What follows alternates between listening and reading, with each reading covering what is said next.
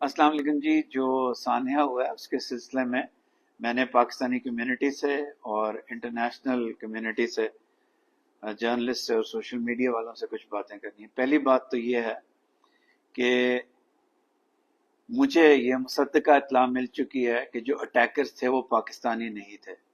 Please read my lips. The attackers of this terrorist attack were not Pakistanis. So all this propaganda going on social media and other places is wrong. The attackers were not Pakistani. That's number one. Number two بات یہ ہے, and I'll speak in English, کہ all these four شہداء whose names are Ghulam Abbas, Hassan Abbas, Kaisar Abbas, Suleiman Nawaz, they were just not random victims of terrorism. یہ random victims نہیں تھے. یہ وہ شہید ہیں جنہوں نے اپنی جان کا نذرانہ دوسروں کو بچانے کے لیے دیا. یہ انہوں نے اپنے آپ کو، آپ حسینیت کی بات کرتے ہیں نا، تو انہوں نے حسینیت دکھائی ہے. یہ وہ شہید ہیں جنہوں نے جا کے بچوں کو، ماؤں کو، بہنوں کو، لوگوں نے انفنٹس کو بچایا ہے. اور میرے ساتھ سامنے اسکرین پہ نہیں آ رہا ہے، زیب اور شاندار ہیں جنہوں نے، زیب نے اپنے کے بیٹے نے، جوان سال بیٹے نے بلٹس کھائی ہیں اور اس کا بھی آپریشن ہونا ہے.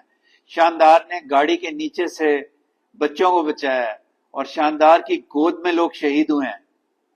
اور جمیل صاحب اور یہ سارے ہیروز ہیں. یہ انسیڈنٹ صرف دکھ کا انسیڈنٹ نہیں ہے، یہ بہادری کی، پاکستانی اس بے ایمانہ کارروائی میں انوالوڈ نہیں ہے. پاکستان وکٹم ہے اور پاکستان عمانی گورنمنٹ عمانی لوگوں کے ساتھ کھڑا ہے کوآپریٹ کرنے کے لیے، اور اس غم میں ان کے ساتھ شریک ہے اور وہ ہمارے غم میں شریک ہیں. میری میٹنگز ہوئی ہیں آج. جو مڈل ایسٹ کے سینئر آفیسر ہیں منسٹری آف فارن افیئرز میں انہوں نے کہا دونوں ملکوں کے بہت سے لوگوں کا ایک خون ہے، تو خون جو بہا ہے وہ عمانی خون بھی بہا ہے اور پاکستانی خون بھی بہا ہے، لیکن یہ ہیروئزم کی داستان ہے. تیسری چیز یہ کہ یہ پاکستان ٹارگیٹڈ آپریشن نہیں تھا، یہ ایک فرقہ واریت پہ بیسڈ آپریشن تھا. پاکستان کو ٹارگیٹ نہیں کیا گیا اور ایک دہشت گردی کی اعلیٰ مثال تھی. یہ جو کمیٹی ہے جو اس امام بارگاہ کو مینج کر رہی تھی وہ بہادر پاکستانیوں میں مشتمل ہے. انہوں نے نہ صرف شہادتیں برداشت کی ہیں، اس کمیٹی کے ممبرز بھی تھے شہیدوں میں، وہ اب جو صلہ رحمی کی ایک عظیم اگزامپل کر کے ایمبیسی کے ساتھ مل کے، باقی کمیونٹی کے ساتھ مل کے ان کو ہیلپ کر رہے ہیں، شہداء کی فیملی کو. اور ہم نے پی آئی اے ہمارے ساتھ آن بورڈ ہے. کل کی فلائٹ سے 2 باڈیز انشاءاللہ چلی جائیں گی. تمام پیپر ورک کو تیز کر دیا ہے، تمام قانونی تقاضے سائٹ پہ رکھ دی ہیں، این او سیز ایشو کر دی ہیں. اگلی چیز میں آپ کو یہ بتانا چاہتا ہوں کہ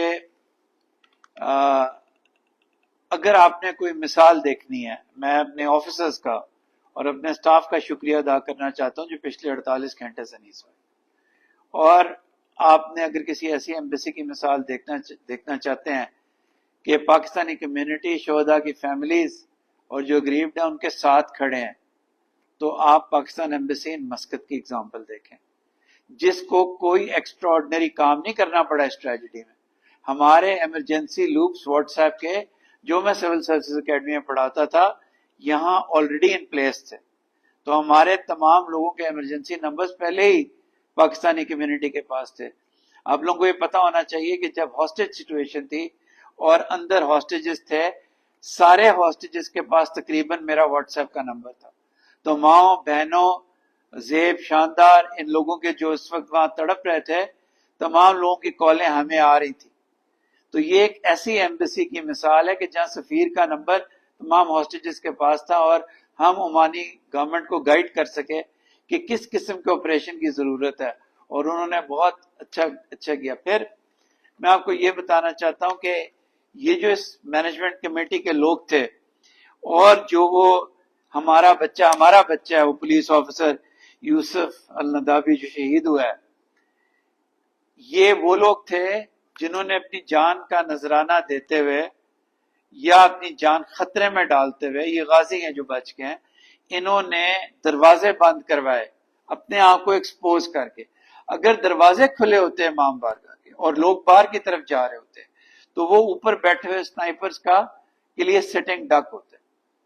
تو جہاں یہ بہت بڑی ٹریجڈی ہے، یہاں شجاعت اور بہادری کی اس کمیٹی نے اور ان شہداء نے ایک نئی مثال رقم کی ہے. And again read my lips, the attackers were not Pakistanis. Thank you very much.